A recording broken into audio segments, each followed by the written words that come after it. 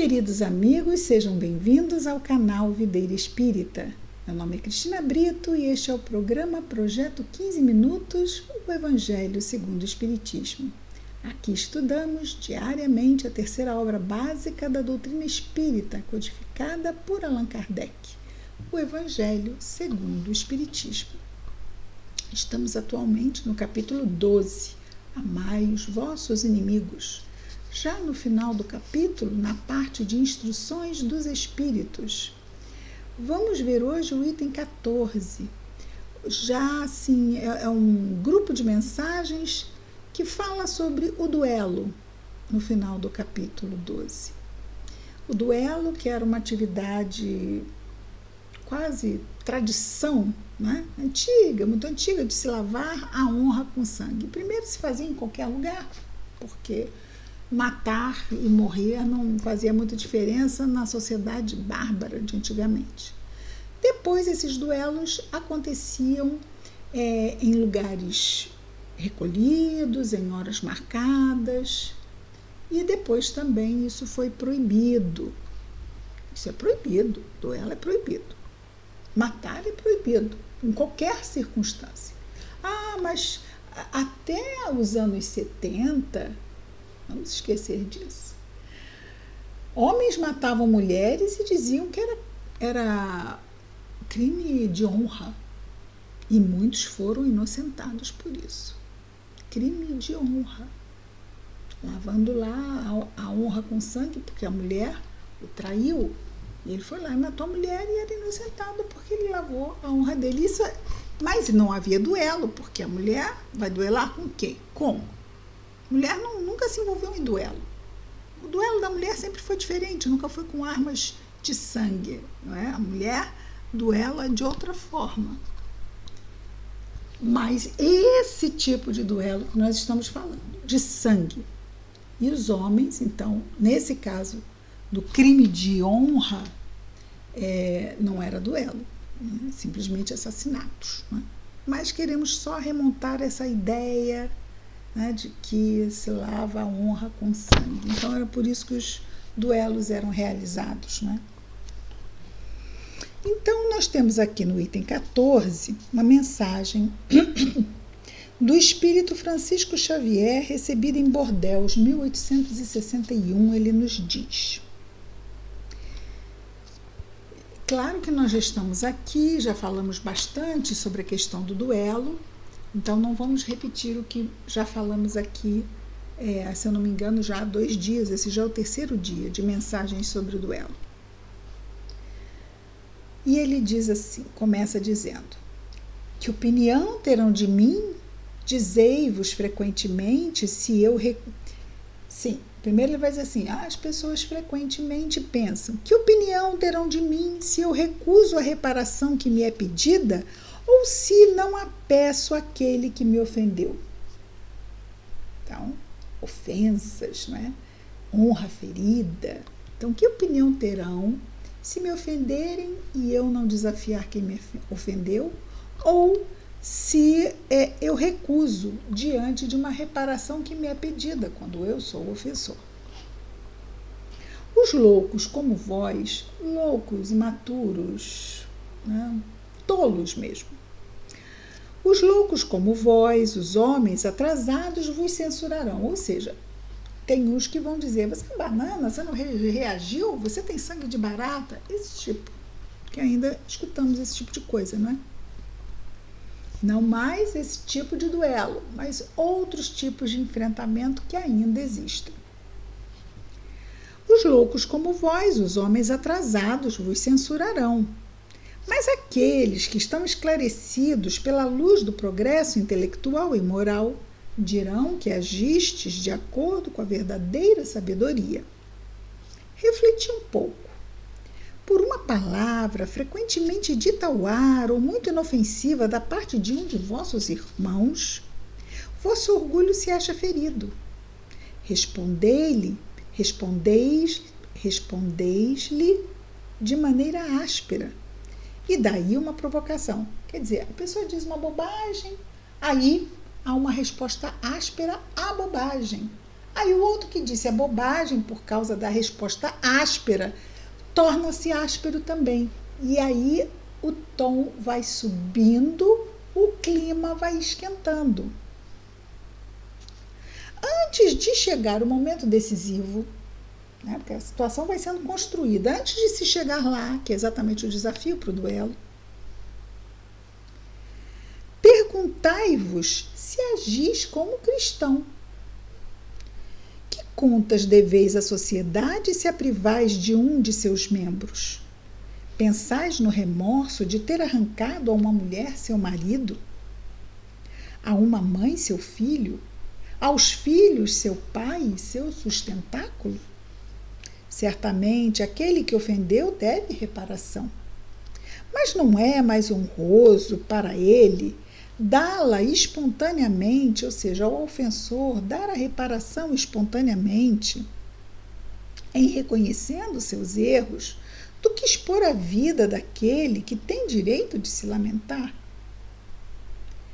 Quanto ao ofendido, né, tem direito de se lamentar no sentido de pedir desculpas, né, de, puxa, foi mal, não devia ter falado isso.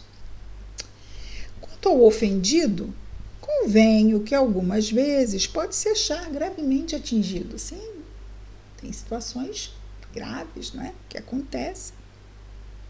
Seja na sua pessoa, essa ferida, seja em relação àqueles que o cercam. Não é só o amor próprio que está em jogo. O coração está ferido e sofre. Mas além de ser estúpido, jogar a sua vida contra o miserável capaz de uma infâmia, sim, o ofensor, ocorre que este, estando morto, a afronta, qualquer que seja, não existe mais? O sangue derramado não dá mais renome a um fato se é falso. O sangue derramado não dá mais renome a um fato que, se é falso, deve cair por si mesmo, e que, se é verdadeiro, deve se ocultar no silêncio. Quer dizer, o que o sangue derramado vai ajudar? Em nada. Ah, lá vem minha honra. Como assim? A honra não é uma coisa que tem que ser lavada. Se o outro não respeitou, ele vai responder isso. O Evangelho diz: vamos entregar a quem? Ao Senhor da justiça, que é Deus. O Senhor da justiça é Deus. Não somos nós os executores desse tipo de justiça que a gente sabe que é o quê? É vingança, não é? Esse confronto. Orgulho. Tudo resultado do orgulho. Não resta, pois, diz o Espírito Francisco Xavier, não resta, pois, senão a satisfação da vingança saciada. Acabamos de dizer isso. Ah, triste satisfação que frequentemente deixa desde esta vida cruciantes remorsos. Na hora parece que faz sentido, mas o tempo vai passando, a gente vai envelhecendo e aquilo vai ecoando cada vez mais, cada vez mais, cada vez mais. E se é o ofendido que sucumbe, onde está a reparação? Ou seja, a pessoa foi ofendida, foi lá para o duelo e morreu. Onde que houve a reparação? Não. A situação só ficou agravada.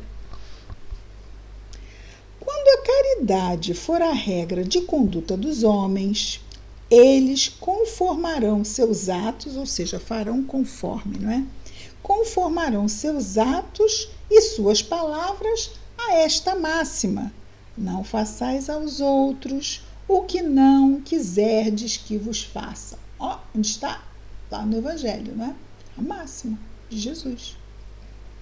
Então, sim, nesse momento, quando todos estivermos fazendo isso, quando não fizermos aos outros o que não gostaríamos que os outros nos fizessem, então sim, desaparecerão todas as causas de dissensão, de discórdia, e com elas as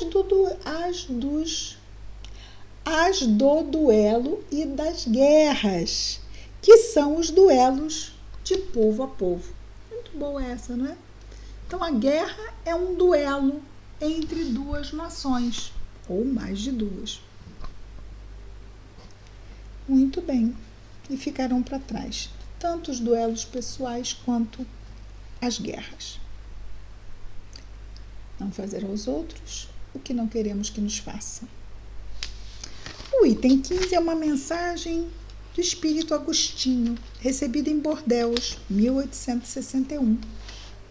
Nos diz, é o item 15. O homem do mundo, o homem feliz, que por uma palavra ofensiva, por uma causa fútil, joga a vida que lhe vem de Deus, joga a vida do semelhante, ou seja, joga fora, né? Joga a vida que vem de Deus, a sua, né? Joga a vida do semelhante, que não pertence senão a Deus. Este é mais culpável 100 vezes que o miserável que, compelido pela cupidez, pela necessidade, algumas vezes, se introduz numa habitação para dela roubar o que cobiça e mata aquele que se opõe à sua vontade. Então, quer dizer, nesse duelo, eles são mais responsáveis do que aquele que mata quando rouba. Esse último, quase sempre, esse assassino que entrou na casa e matou quem tentou impedi-lo de roubar, é um homem sem educação, não tendo senão noções imperfeitas do bem e do mal, enquanto que o duelista pertence quase sempre à classe mais esclarecida. Um mata brutalmente, o outro com método e polidez. Lá naquele campo, contando os passos, com padrinho, muito chique. Crime na mesma. Mais culpável ainda. O outro com método e polidez, o que faz com que a sociedade o desculpe. Foi um duelo. Não, foi um crime. Polido, sim. Com método, sim, mas um crime. Acrescento mesmo que o duelista é infinitamente mais culpável que o infeliz que, cedendo a um sentimento de vingança, mata num momento de desesperação, de exasperação. Ou seja, a pessoa fica alterada, comete um crime no impulso. Esse também se torna menos culpável do que o duelista, que já está ali só esperando acontecer o duelo para cometer o crime.